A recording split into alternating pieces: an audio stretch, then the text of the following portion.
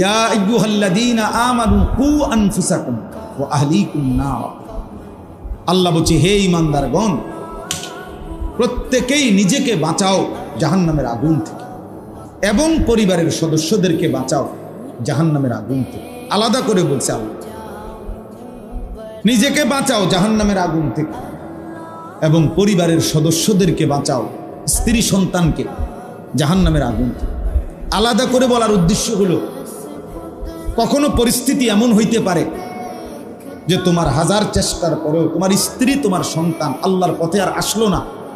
তো আল্লাহ তাআলা বললেন, ওই মুহূর্তে তোমার ঘরেও যদি স্ত্রী সন্তান তোমার পরিবর্তন না হয়, আল্লাহর দিকে ফিরে না আসে, জাহান্নাম থেকে বাঁচতে না চায়, তো কমপক্ষে নিজেকে একা হলেও বাঁচাও।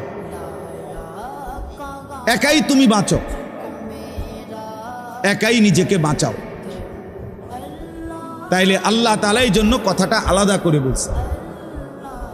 কু আনফুসাকুম আলাদা বলছেন, ওয়া আহলিকুম আলাদা বলছেন।